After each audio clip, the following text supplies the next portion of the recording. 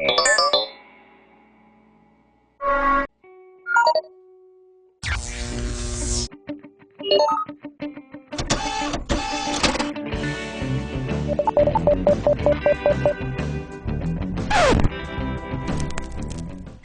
the Denver Post, 4 arrested in attempted DIA security breach. So now it's a security breach to videotape the people being groped. How dare you try to show, the government's going to surveil us, they're going to listen to us over our phones without warrants, they're going to stick their hands down our pants, they're going to put face scanning and license plate reading cameras up everywhere, they're going to roast us in radiation machines. But when they arrested them, they knew full well who they were. But they held it out there all weekend. Who were the terrorists? Who tried to hit DIA? Man, it's getting bad. It reportedly caused a nationwide panic of fear. Was Al-Qaeda trying to hit the airport? Now, going to Gary, who was the lawyer for the 4 arrested in attempted DIA security breach. And that's the thing. You'll be videotaping even when they're groping somebody. They'll say, turn that off. But they're all videotaping you. They want to cover up the crime. Remember last year, in October and November, we would report and listeners would confirm the hands down the pants?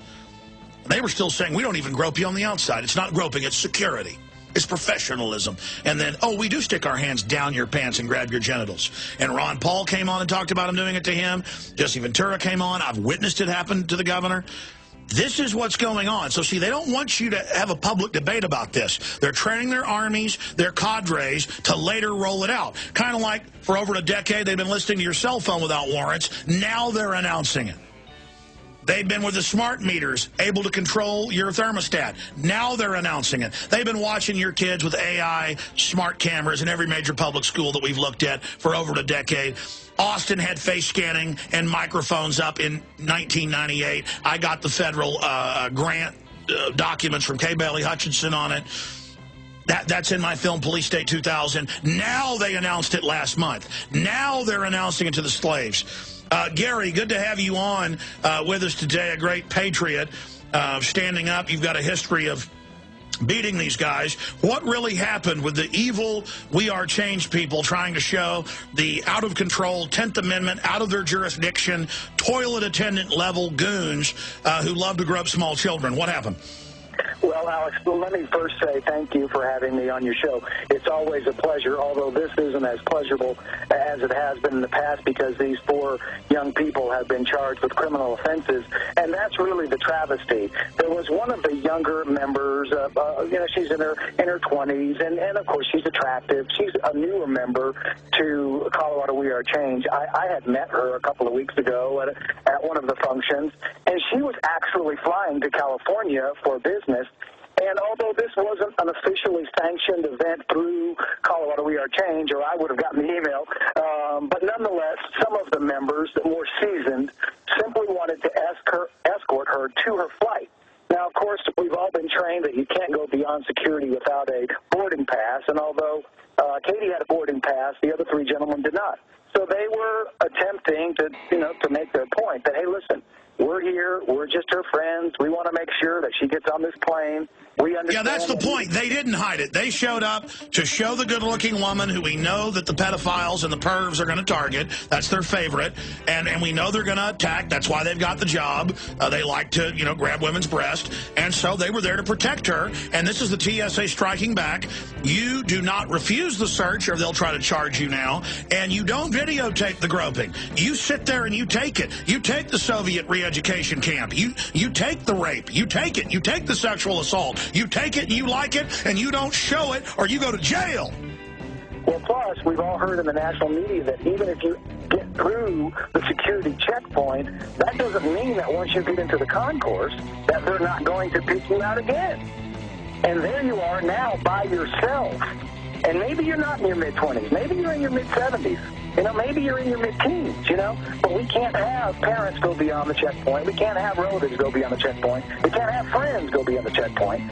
And so their purpose was to get past the checkpoint, submit ID, get on to the little train we have to the concourse, stay with her until she safely got on her plane, which I just don't think is that extraordinary. I think that that's pretty normal, that we want to make sure that our friends and relatives are taken care of.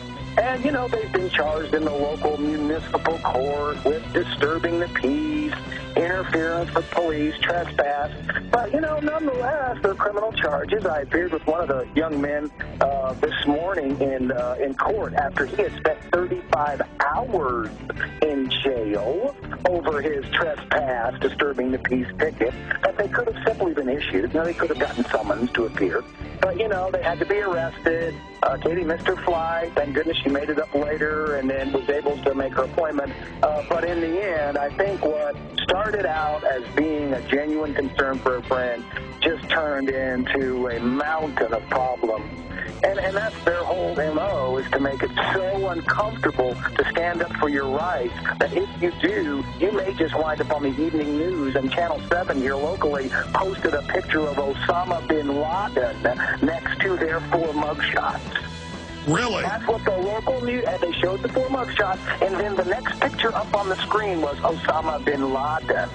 So these young men and women for We Are Change, who are protecting our rights, protecting the Constitution, doing the dirty work for all us lazy people, are compared with Osama bin Laden. Well, by the way, I've been harassed once I've gone through the gate, and I've also seen them harassing their favorites, old ladies in wheelchairs or old men for some reason, swiping them, harassing them at the gate. I've seen foreigners in weird uniforms called Wolverine Security in San Francisco years ago, gibbering and jabbering at people and poking at them. And absolutely, I mean, I remember the good old days of going and meeting, you know, girlfriends and people at the gate. You don't do that in America anymore. And now they're expanding it to the bus terminals, the train stations. They're now announcing what they've already been beta testing, the full rollout of hands down the pants. It happened in Miami a few months ago, where now you take somebody to the Greyhound station and they run in and stick their hands down your pants. So they're turning everything basically into a prison. And I don't think that we can deny that they're singling out, particular individuals, which don't necessarily look like terrorists, but more commonly look like attractive young women. So I think that was a part of it. And I think that there's been national coverage on this, mainstream coverage. I just saw a video a couple of days ago of a baby being felt all over. And someone was videotaping that. So if we're not active in at least trying some confrontation, and I must say, Alex, although I'm on a public airway, there was an element of civil disobedience here. I mean, I understand that. But on the other hand, no laws were broken. Well, here's who's breaking the law. The federal government is violating the Bill of Rights, Constitution, wholesale. They're surveilling everybody. They're helping get Mutalib on the airplane. U.S. government admits they did. State Department admits it under orders. I mean, they're running the terror attacks. I mean, let's get down to the bottom line here.